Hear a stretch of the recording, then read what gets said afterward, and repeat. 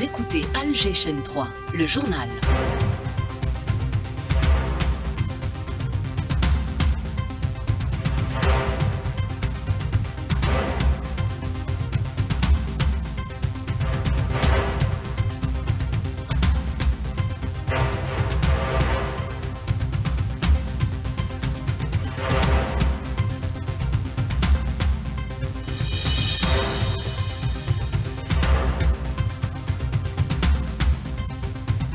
Midi 30 sur Alger Chaîne 3, l'heure de retrouver Nassera Medjadel pour le journal de la mi-journée.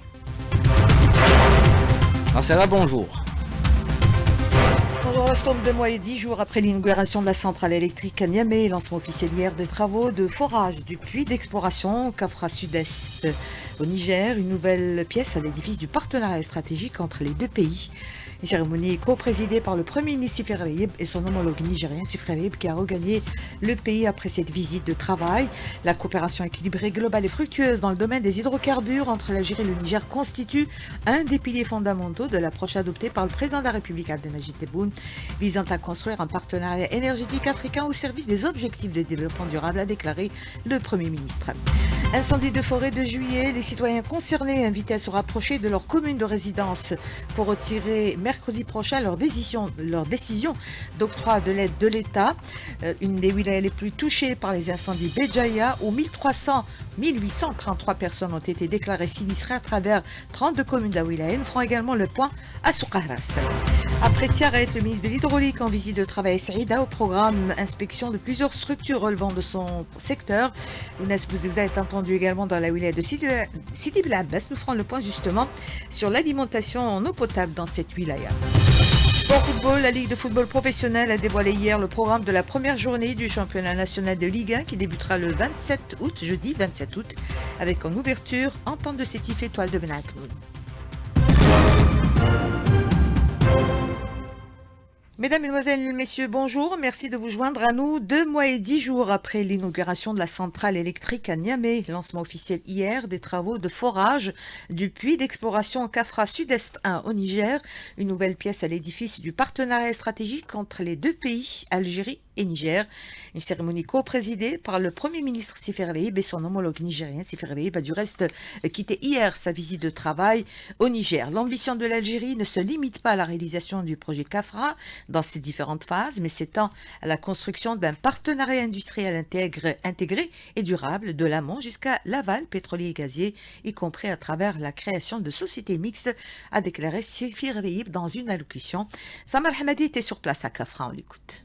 Le Premier ministre algérien Sifri Habib a souligné le lancement de ce forage représente une nouvelle étape dans le partenariat stratégique entre les deux pays. Il a salué les efforts des responsables, experts, ingénieurs et techniciens qui ont contribué à la réalisation de cette étape. Malgré les difficultés du terrain, les conditions naturelles difficiles et les contraintes logistiques, il a également mis en avant le caractère multidimensionnel du projet Kafra qui associe son Sonatrach et son IDEP dans les domaines de l'exploration, du développement et de la production, ainsi que dans les services de forage, le raffinage, la pétrochimie, la distribution et la commercialisation des produits pétroliers, la formation et le transfert de technologies.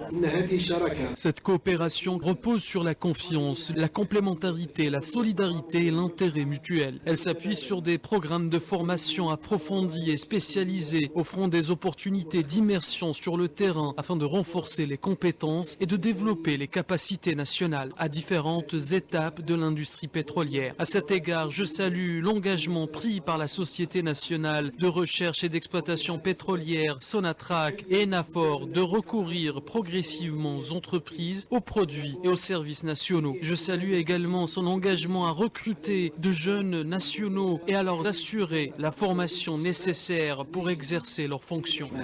De son côté, le Premier ministre nigérien Ali Mahamat Lamine Zein a salué le niveau de la coopération bilatérale ainsi que l'importance stratégique du projet Kafra. La reprise des activités de CIPEX Niger sur le bloc Kafra est un signal fort que nous lançons à l'Afrique tout entière quant à la capacité de deux pays africains à se mettre ensemble dans un esprit de compréhension mutuelle pour entreprendre l'exploration et l'exploitation pétrolière. Et aucune clause contractuelle ne doit entraver la réussite de ce projet. L'Algérie et le Niger concrétisent ainsi une nouvelle étape de leur coopération dans le secteur des hydrocarbures avec l'ambition affichée de poursuivre et d'élargir leur partenariat dans plusieurs domaines liés à l'énergie et à l'industrie.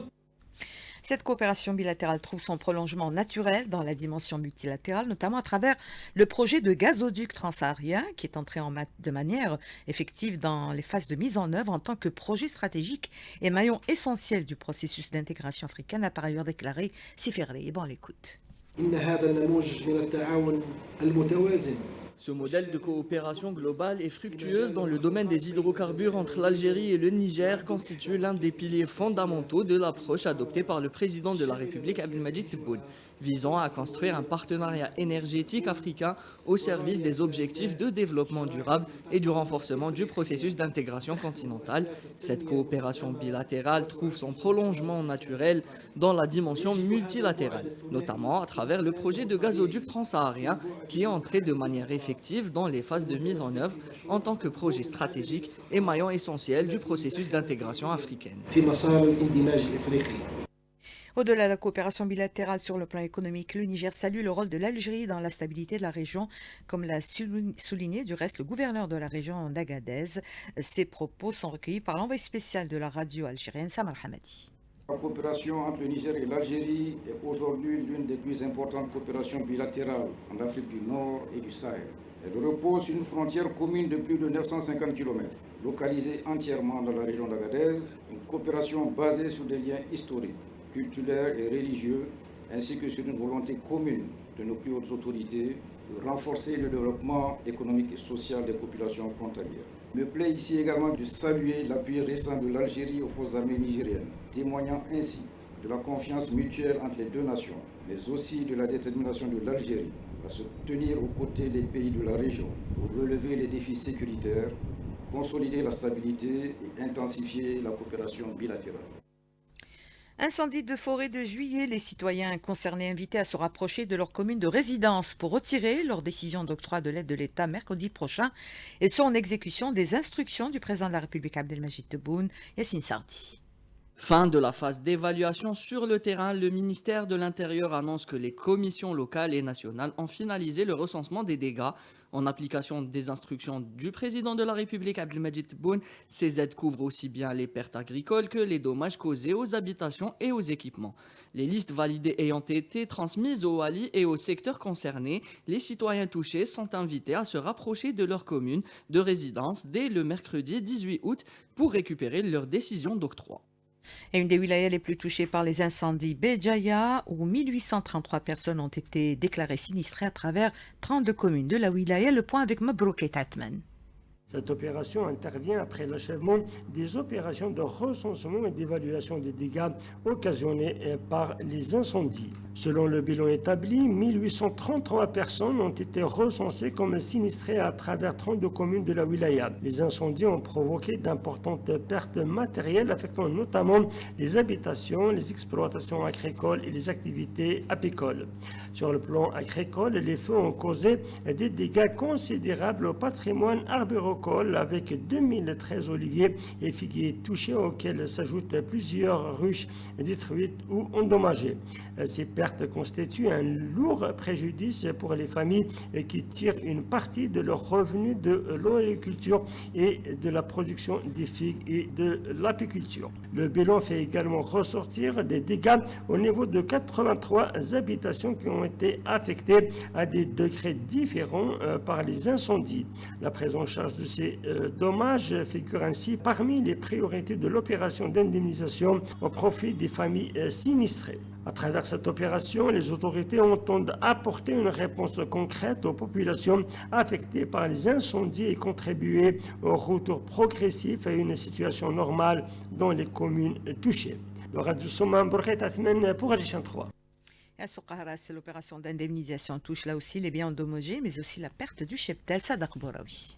L'opération d'indemnisation concerne notamment les habitations, biens endommagés, exploitations et récoltes agricoles, ainsi que le cheptel. Il est à rappeler enfin que les incendies de forêt qui ont touché la wilaya ont particulièrement affecté les zones forestières relevant des communes de Mashrouha, Ouledris, Hanansha, Nzana et Sogaharas. De Sogaharas, Sadaq Bouraoui pour Algérie 3. Et la protection civile a recensé 36 incendies de couverts végétal et de récolte entre le 13 et le 14 août. 35 ont été maîtrisés, un seul reste en cours à Oued El Bed, à Sétif, où les opérations se poursuivent. Après Tiaret, le ministre de l'Hydraulique en visite de travail à Saïda, au programme l'inspection de plusieurs structures relevant de son secteur. Lounès Bouzegza est attendu également dans la wilaya de Sidi Bel Abbas. Et à propos de Sidi Bel Abbas, la wilaya est alimentée de manière quotidienne de 20 000 mètres cubes d'eau potable, et pour garantir un approvisionnement stable et efficace, une étude a été lancée. Les détails avec Inès Mohamed. Outre des 23 forages actuellement en service, la wilaya de Sidi Bel Abbas est alimentée d'un quota journalier de 20 000 mètres cubes d'eau potable pompée du barrage de Chott El Gharbi dans la wilaya de N'Rama. Et pour garantir un approvisionnement plus stable et efficace, une étude a été lancée visant à renforcer les capacités de production à plus de 40 000 mètres cubes jour. Plus de détails avec le directeur de l'hydraulique, Djebbar Belmerir. De 20 000, on peut passer à 40 à 50 000 mètres cubes par jour. C'est-à-dire pour avoir une interconnexion dans les productions. La source de production, elle est garantie, quels que soient les couloirs, les conouvis. Inch'Allah, l'enveloppe financière pour réaliser la conduite à partir de Brasselma jusqu'à Ben Badis. Et tout ça, Ben Badis, se trouve le couloir de Sidi Bel Abbas. La wilaya bénéficie actuellement de 130 000 mètres cubes transférés du barrage de Sidi Abdelli de Tlemcen et sera approvisionnée de 40 000 mètres cubes d'eau potable à partir de la station de dessalement d'eau de mer de Chott El Hilal. Le projet affiche un taux d'avancement d'environ 80%. Il est actuellement en phase d'installation des équipements en prélude de sa mise en exploitation. De Sidi Bel Abbas, Inès Mohamed pour Alger 3. Les travaux d'entretien débuteront dimanche sur les jointes de dilatation du pont Blanc sur l'axe reliant Oued Cheikh à Baraki dans les deux sens, a annoncé la wilaya d'Alger dans un communiqué prévu sur 30 jours en deux phases. Ces travaux entraîneront un rétrécissement de la chaussée avec une seule voie ouverte à la circulation sur 1 km. Les usagers sont donc invités à privilégier les itinéraires alternatifs et les déviations. Des expertises techniques seront lancées sur les tronçons routiers dégradés classés parmi les points noirs afin d'identifier les causes des dégradations et de déterminer les solutions appropriées. Le ministre des Travaux publics et des infrastructures de base a donné des instructions en ce sens lors d'une réunion consacrée au suivi de la maintenance du réseau routier et autoroutier. Abdelkader Djelaoui a par ailleurs ordonné également d'accélérer les travaux en cours. Coopération, le ministre de la Santé Mohamed Sidiq Ait Mesroudan a signé hier au siège du ministère avec le représentant de l'OMS en Algérie, Fanouel Abimana, le programme budgétaire de coopération entre l'Algérie et l'agence onusienne pour la période 2026-2027. Le programme porte sur un ensemble de priorités et d'axes stratégiques, notamment le renforcement des systèmes de santé, le soutien à la couverture sanitaire totale, la prévention et la lutte contre les maladies transmissibles et non transmissibles, ainsi que le renforcement des capacités en matière de préparation et de riposte aux urgences sanitaires. L'Algérie et le sultanat d'Oman renforcent leur coopération dans le transport aérien, notamment à travers un mémorandum d'entente signé entre Air Algérie et Oman Airports, reçu par le ministre de l'Intérieur Saïd Saïoud. L'ambassadeur d'Oman a évoqué les perspectives de développement des services aériens, du fret et de l'échange d'expertise entre les deux pays. La légalisation par le système de l'apostille de relevé de notes et des attestations du baccalauréat destinées à être utilisées à l'étranger sera confiée dès dimanche prochain aux directions de l'éducation à travers le territoire national.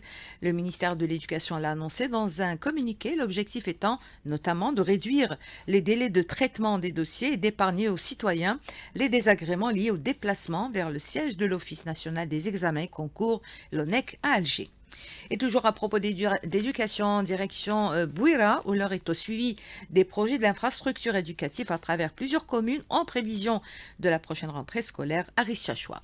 À l'approche de la rentrée scolaire 2026-2027, les opérations de suivi des projets d'infrastructures éducatives s'intensifient à travers plusieurs communes. Sur instruction du Wali de Boura, Houri Agoun, des sorties sur terrain ont été effectuées par les chefs de Daïra afin de contrôler l'avancement des travaux et de veiller au respect des délais. Sur un communiqué de la Wilaya, le programme porte notamment sur la réalisation de 12 classes nouvelles, dont 4 classes d'extension à Mesdour et 8 classes à Ain Aloui, ainsi que sur la réalisation de plusieurs collèges de type 6 et de nouveaux groupes scolaires. À cela s'ajoute s'ajoutent de nombreuses opérations de réhabilitation et d'aménagement, à savoir cours de récréation, cantines sanitaires, fenêtres, murs de clôture et travaux de rénovation dans plusieurs écoles scolaires. Les entreprises ont reçu des instructions pour accélérer les travaux. À l'Ardaria, notamment, un chantier d'aménagement d'une école affiche un taux d'avancement de 80% et doit être achevé avant le 20 août. L'objectif est clair, réceptionner les projets dans les délais et garantir aux élèves de meilleures conditions d'accueil dès la rentrée scolaire. Boura Arish-Chachoua, Al-Jishan 3.